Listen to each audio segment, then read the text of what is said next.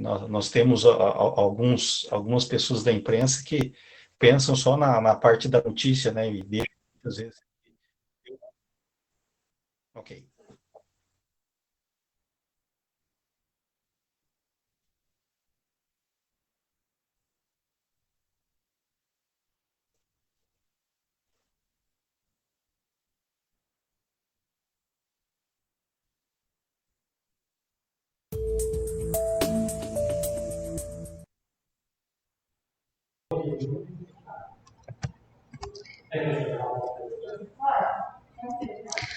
Olá para você que está acompanhando o portal ktv.com. Tudo bem com vocês? Estou aqui para mais um papo reto. Estou ao vivo aqui para debater um assunto que essa semana ganhou mais atenção da população, que é envolvendo aí o caso das queimadas, a queimada em vegetação, que teve aquele fato, aquela tragédia lá em São José dos Pinhais, com a morte aí de 8 pessoas, uma, um acidente que a gente, será que poderia ser evitado? Será que não? Eu vou conversar aqui com uma pessoa que é já muito conhecida aqui em Cascavel. Ele tem experiência nessa parte de trânsito e tem experiência também para sua profissão na parte de queimadas, porque ele é um bombeiro. Eu estou aqui com o Major Amarildo Ribeiro. Major, muito obrigada pela sua presença aqui, sua participação no Papo Reto, tarde da noite, mas sempre solícito aí para debater assuntos importantes com a gente, Major. Obrigada.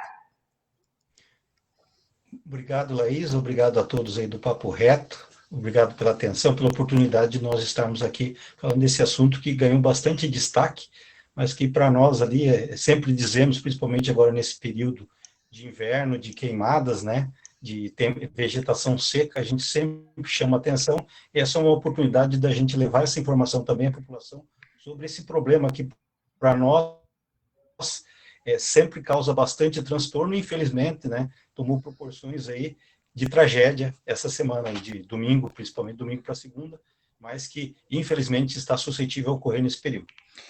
E, Major, daquela informação que a gente recebeu aqui, né, que a gente está longe, de fato, pelo que o senhor pôde perceber ali, essa mistura de fumaça e neblina acaba sendo mesmo assim um ingrediente até tão perigoso assim como se, como se tornou com a proporção que teve aquele acidente? Infelizmente, é uma mistura terrível nas estradas, né? A neblina, por si só, ela já gera um transtorno. Todo mundo que viajou em algum momento pegou situação de neblina, e se essa neblina teve chuviscos, sabe a dificuldade que é para dirigir. Eu já dirijo há bastante tempo, né? Mas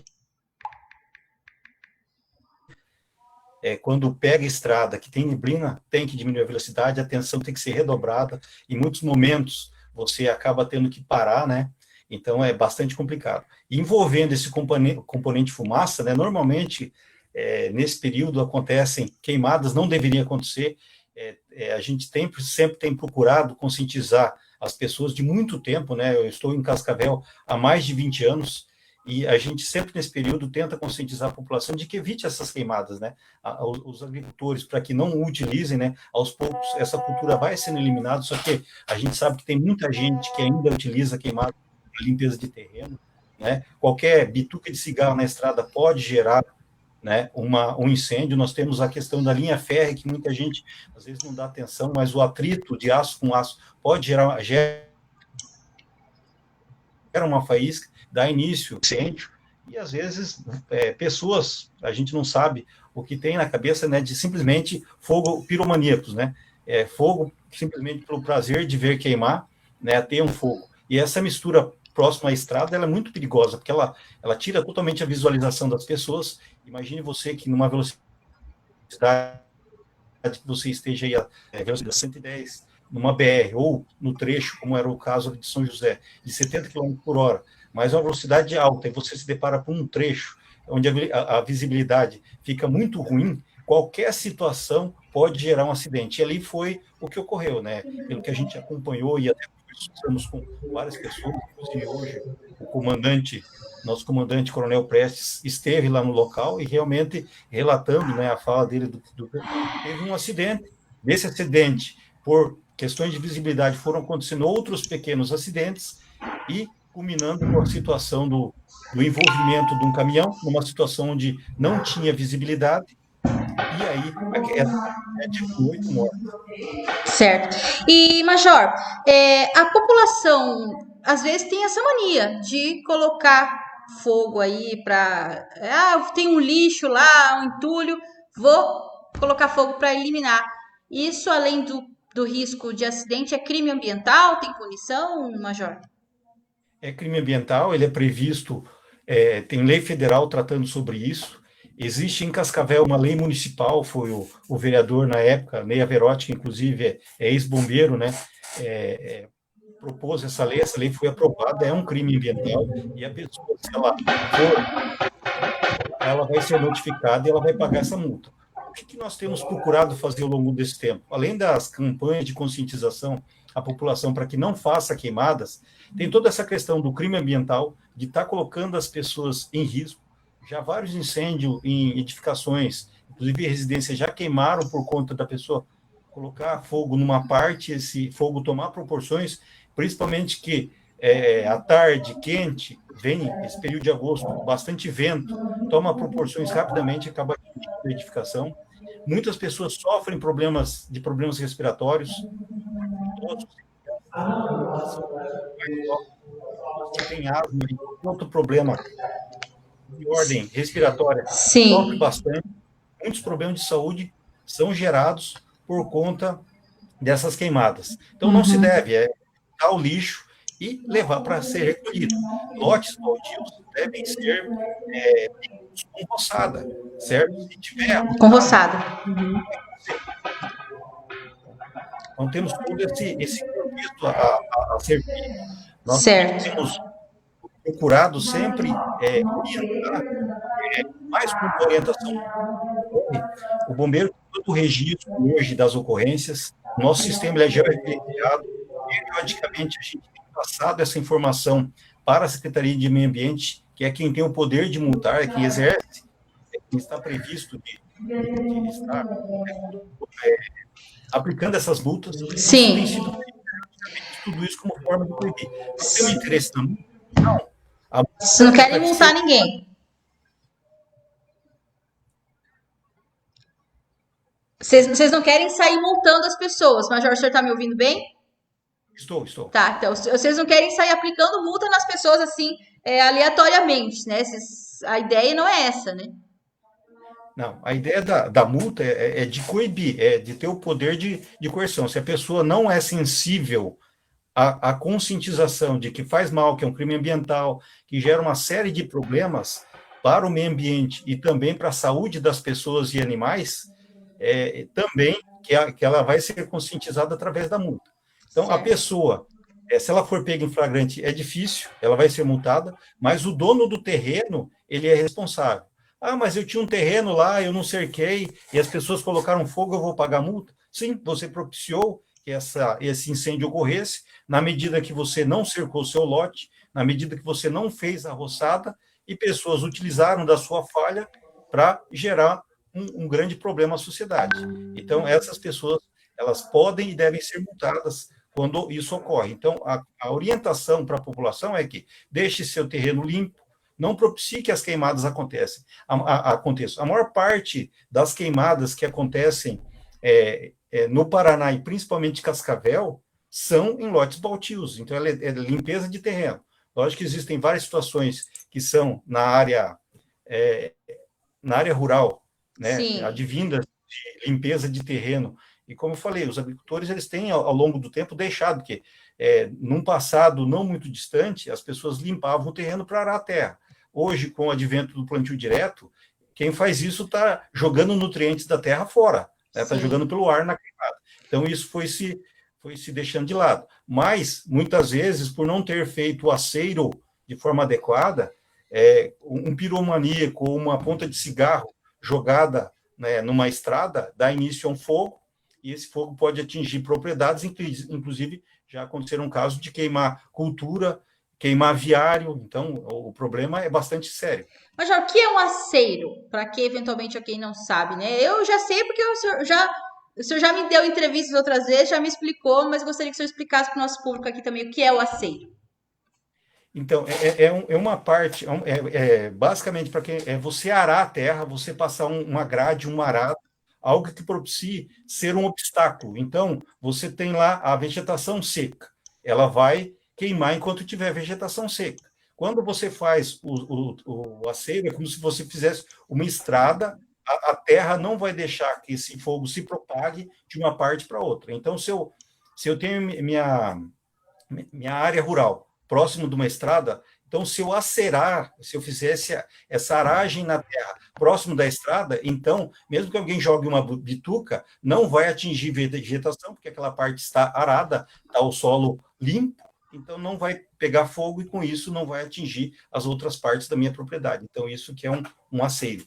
Certo. Major, eu vou mostrar aqui, né, não sei se o senhor vai ter o retorno aí, um pouquinho, a gente tem algumas imagens lá do acidente em Curitiba, na região de São José dos Pinhais, e que aí já é a hora que as viaturas chegaram, os bombeiros chegaram, já diminuiu um pouco a questão da neblina, mas ainda tem, a gente percebe. A questão, Major, a dúvida que a gente tem, até isso está sendo alvo de investigação, mas pela sua experiência como bombeiro, talvez o senhor possa nos orientar. Num caso como esse, o ideal sempre tem que se fechar a rodovia e o motorista faz o quê, né, numa situação dessa? Então, primeiro, se questiona se a concessionária deveria ter fechado. Qual que é o procedimento comum diante de uma situação dessa de neblina aí, do tamanho, da densidade que foi registrada essa lá em São José dos Pinhais? Essa resposta já foi dada, inclusive, nos dias posteriores, né? Que 2 dias seguidos foi fechada a rodovia em função dela não ter condições de visibilidade. Então, quando chega a situação de realmente envolver todo esse risco para que as pessoas... Você tem visibilidade aí de 5 metros, 10 metros no máximo, como apareceu ali, juntando a neblina, juntamente com aquela queimada. Então, não tem condições. Então, o correto realmente era a rodovia até a situação melhorar. Certo? O que a gente sabe por ouvir e acompanhar as reportagens e também em contato com os colegas. Aquela região ali, eu conheço bem, porque é bem próximo da Academia do Guatupê, onde eu me formei. Certo. A Academia do José, de 97 até 99, são 3 anos de academia. Então, a gente passava, ali era o caminho da roça.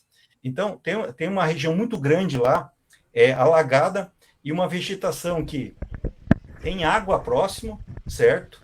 É tipo um banhado, e essa vegetação seca, ela pega fogo. E tem turfa. A turfa, ela é bastante...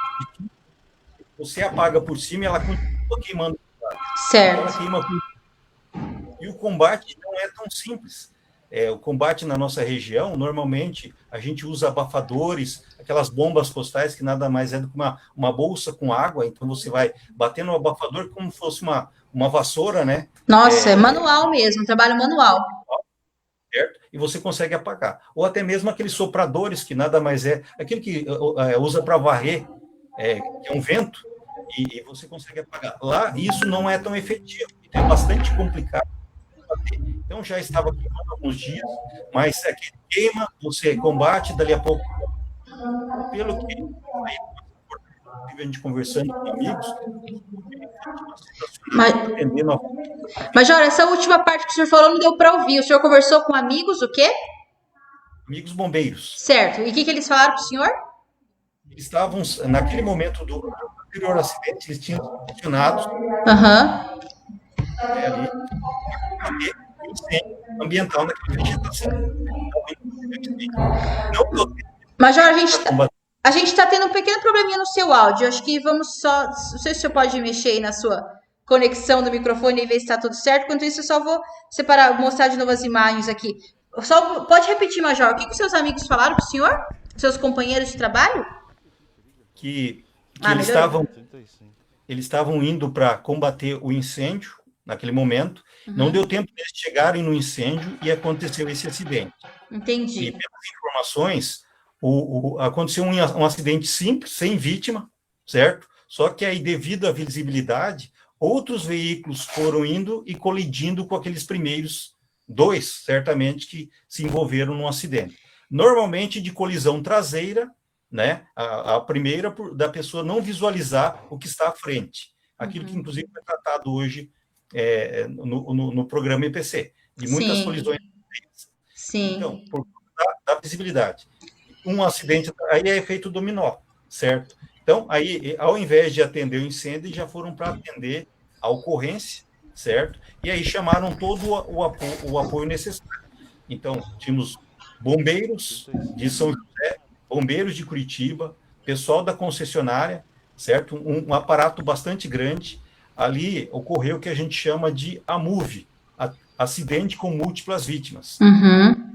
Você tem um grande número, a quantidade de vítimas ela é superior à estrutura necessária para o atendimento num primeiro momento. É lógico que depois, de forma organizada, né, você consegue atender. Mas você tem um grande número de vítimas, e como nós tivemos lá, 8 óbitos, né? Pelo que consta lá, foram 30 vítimas, então 8 óbitos e 22 pessoas feridas. Então é um aparato bastante grande, uma ocorrência, assim, bastante ímpar, né? Eu não me lembro aí, nos meus 25 anos de bombeiro, é uma ocorrência aqui no Paraná envolvendo uma tão grande quantidade de vítimas dessa forma em acidente, né? Nós já atendemos alguns na nossa região aqui, mas não com essa quantidade. Sim.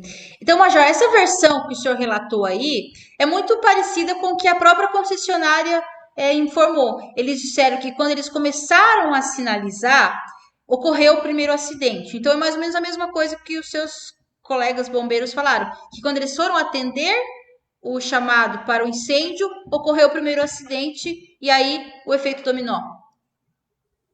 Isso.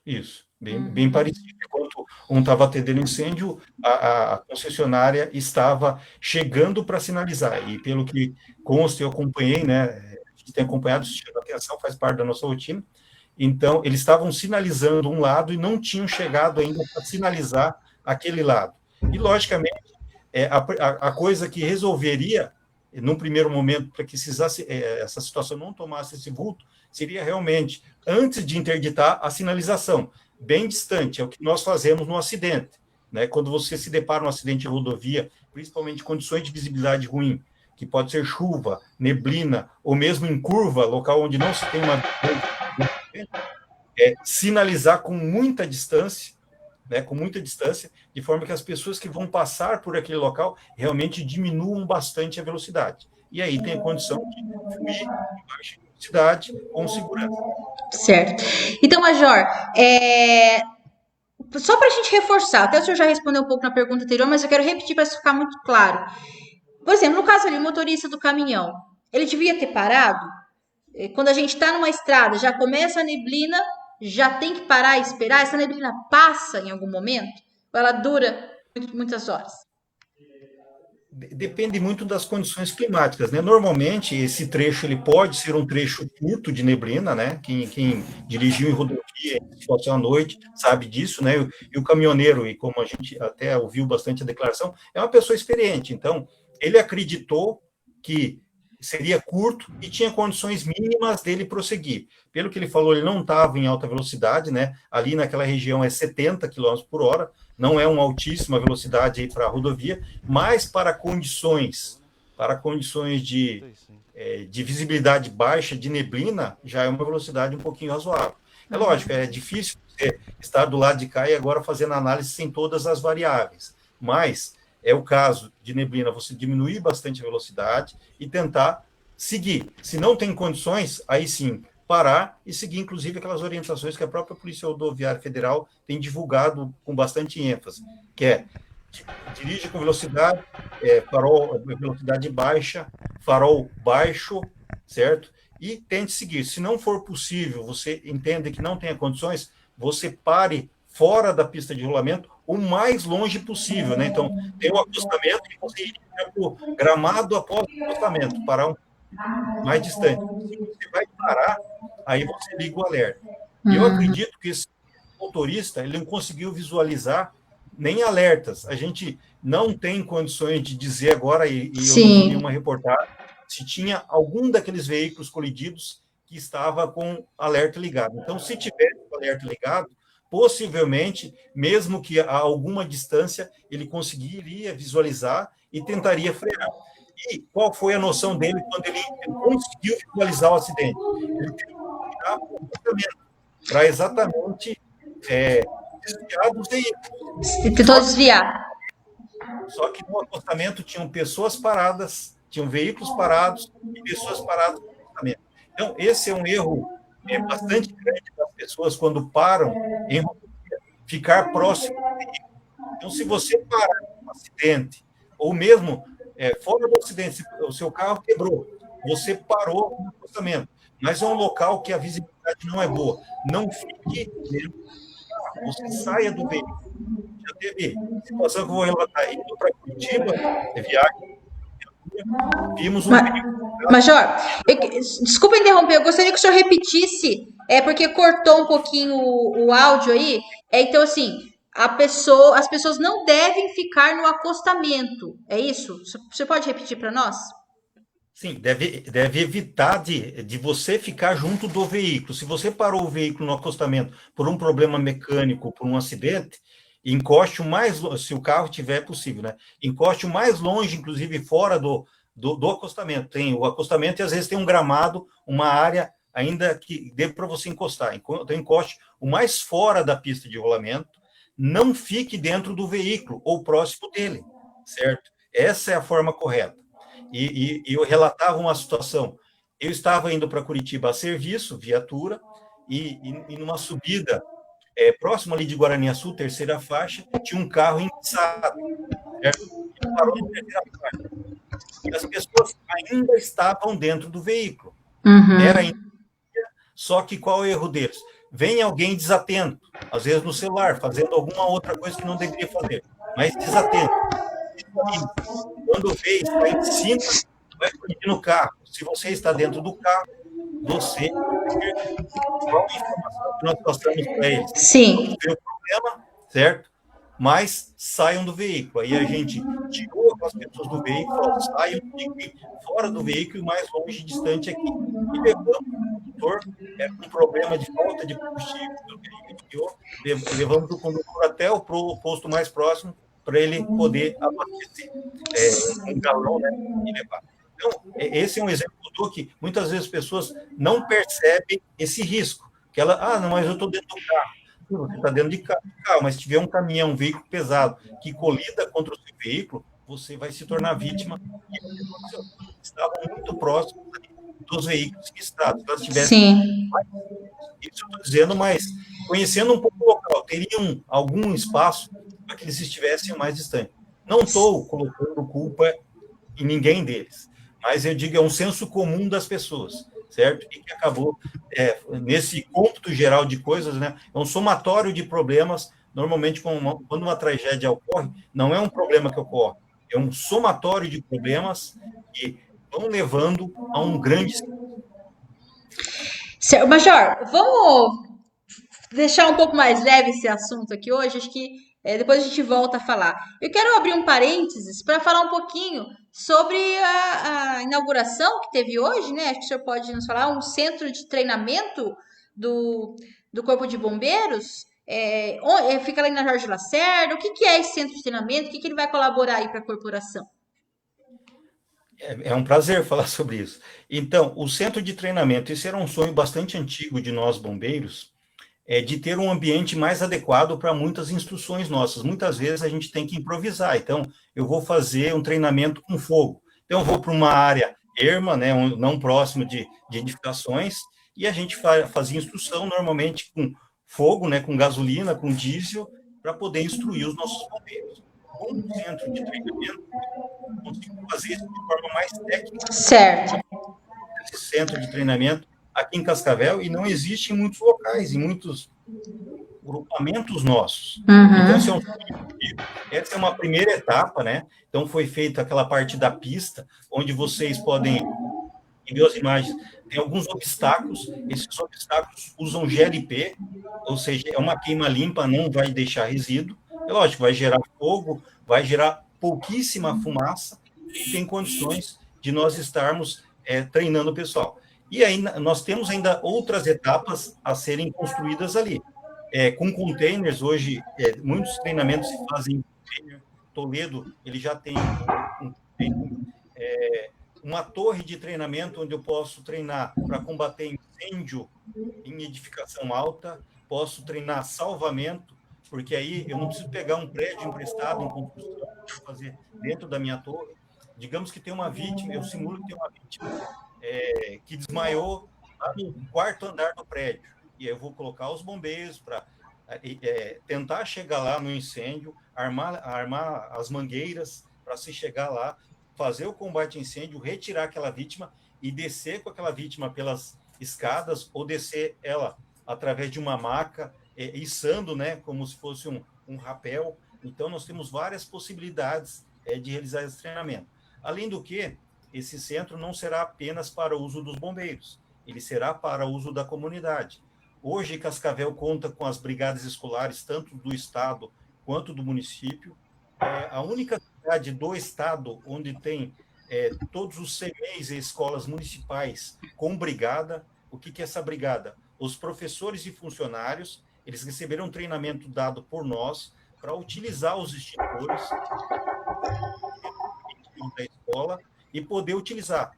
Porque nós entendemos o seguinte, o incêndio ele nunca começa grande, ele começa pequeno. Só que se as pessoas não sabem utilizar os equipamentos, e muitas vezes a pessoa entende errado, né? O extintor é do bombeiro. Não, o extintor não é do bombeiro, o extintor é da edificação, e ele foi feito para que quem use o extintor seja o funcionário, a pessoa que trabalha naquela edificação. No caso da edificação escolar, é o funcionário, o professor que vai usar aquele extintor para combater aquele incêndio que começou numa lixeira, num painel elétrico, no equipamento, e vai combater aquele incêndio. Vai ligar para o bombeiro? Vai ligar para o bombeiro vai chegar até lá, e qual que é a nossa vontade?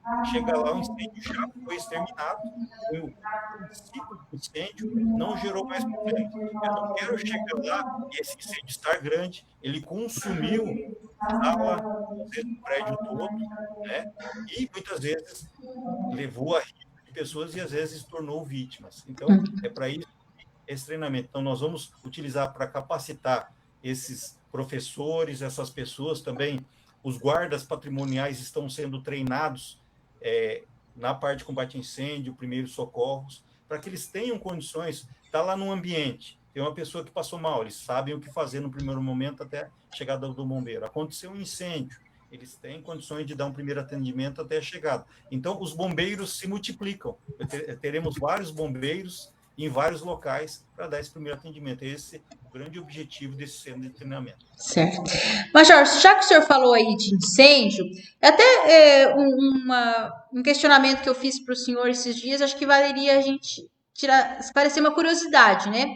Que quando tem um incêndio, a gente percebe que tem alguns locais da cidade que possuem hidrantes, mas não são em todos os locais da cidade. A estrutura que temos de hidrantes hoje para o Corpo de Bombeiros é suficiente? Quem que tem responsabilidade de instalar o hidrante? Sim, ela é suficiente. Nós temos uma quantidade bastante grande aí. Não me lembro agora de números, mas pelo que eu lembro, falei para você, era algo em torno de 170. Sim, 170, por aí. Uhum. 170 hidrantes no município. Esses são aqueles hidrantes para o cidadão comum, aquele hidrante que aparece no desenho, que aparece no filme, aquele que o cachorrinho faz xixi, exatamente isso aí. No filme, multa porque o carro passa na frente, aquele é o hidrante público, ele é para abastecimento das viaturas do Corpo de Bombeiros em situação de incêndio. Os nossos caminhões, eles têm água, né, todos eles, certo? Normalmente os caminhões americanos, eles não têm água no caminhão, eles são quase que com bombas, né? E eles usam só os hidrantes para abastecer. Os nossos, eles têm água.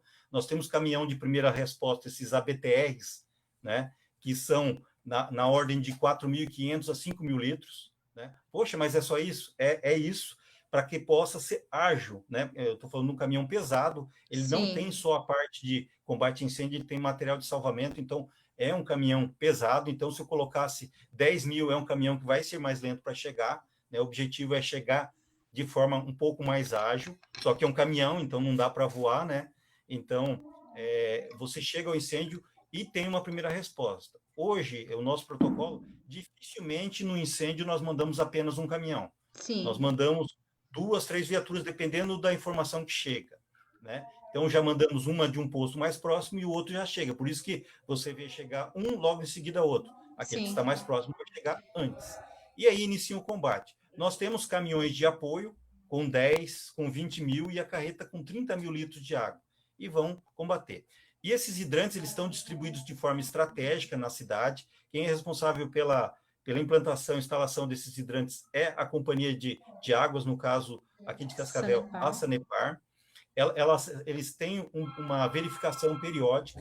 Nós fazemos também essa inspeção periódica nos hidrantes para verificar se ele está em condições de abastecer, se as peças permitem que no momento... É um registro de água. Conecte a mangueira, abra e essa água tenha pressão suficiente para encher mais rápido o caminhão, certo? Quanto mais rápido encher o caminhão, mais rápido eu volto para o incêndio. Para o incêndio grande, eu preciso de muita água. Então, normalmente um caminhão inicia o combate, aí eu deixo normalmente, dependendo do incêndio, 1, 2 caminhões combatendo e os outros vão buscando água e abastecendo esses outros.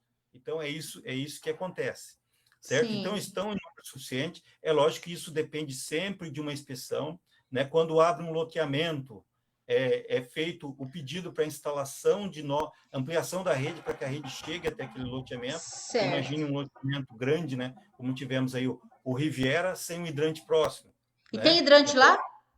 tem hidrante lá, Tem. tem hidrante público lá. O bombeiro Sim. também tem a opção, dificilmente a gente usa, de pegar a água dos prédios. Então, tem prédio alto. Normalmente, prédio alto tem uma caixa d'água grande. Então, a gente consegue coletar água, né, por isso que aqui existe aquele hidrante embaixo, né, tanto serve para o bombeiro combater, para pressurizar, levar água para aquela rede, quanto também numa situação onde eu preciso eu pegar água emprestado daquela caixa d'água para combater. Só que é mais fácil usar o hidrante público, que foi feito para isso. Então, respondendo definitivamente a tua pergunta, temos sim Sim, hidrantes suficientes. Lógico que quanto mais, melhor. Só que tudo isso tem um custo, né?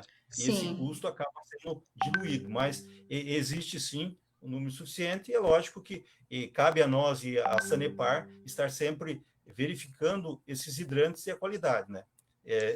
A qualidade da pressão, da vazão desses hidrantes. certo. Major, o senhor fala em hidrante público? Tem hidrante Isso. que é privado, os edifícios, Assim, os donos de casa isso, podem pôr? esses são os hidrantes. O que acontece? Esse hidrante público que eu falei é para o bombeiro abastecer o caminhão. O que o bombeiro cobra numa edificação alta, eles têm o reservatório, tem a caixa d'água para consumo. Aqui eu teria em casa. Só que no caso do edifício de condomínio, de multifamiliar, além da água para consumo, eu sou obrigado, por legislação, ter uma água reservada para o combate a incêndio, não é água reservada para o bombeiro. Aquela água não é para nós, aquela água é para o próprio edifício. No caso do incêndio, você vai conseguir consumir água até uma altura, não vai até o fundo. O que está no fundo, né, é um terço. Existe todo um cálculo, mas Sim, basicamente sim. que estaria reservado para o consumo não será usado, e sim em caso de incêndio. E essa água é para ser utilizada pelos próprios moradores, habitantes daquele edifício, no caso de incêndio. Então, tem o hidrante na parede, aquele hidrante vermelho lá, onde tem as mangueiras, aquilo nada é do bombeiro, é do prédio. Então, para que o próprio morador abra aquilo lá, conecte a mangueira e faça o combate ao incêndio ele mesmo, até que chegue o bombeiro. Esse é o objetivo, de que aquele incêndio nunca se torne um grande incêndio.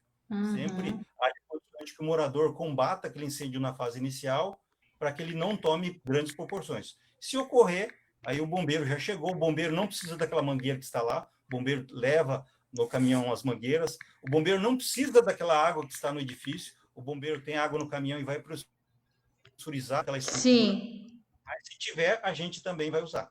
certo. Major, tem um familiar que deixa já a gente vai encerrando, tem algum familiar seu, que Milena. Ah, não, assim, ó, a Ana Paula escreveu e o Alex escreveu assim: Milena Ribeiro, olha seu tio. Acho que a Milena deve ser sua sobrinha, tem uma família sua Isso, assistindo aqui.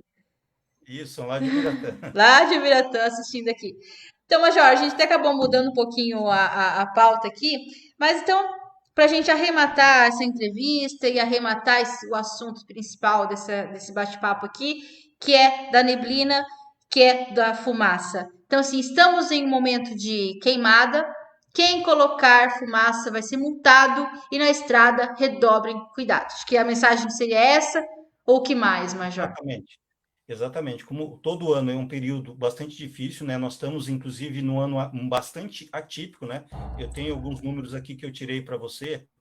É o Por seguinte, favor. ó, esse ano até agora, 29.945 ocorrências de incêndio e vegetação. 29 mil, então quase 30 mil. Só no quarto GB, que é Cascavel e a região aí de 41 municípios que a gente atende, 2.800, quase 3 mil incêndios, só incêndio em vegetação.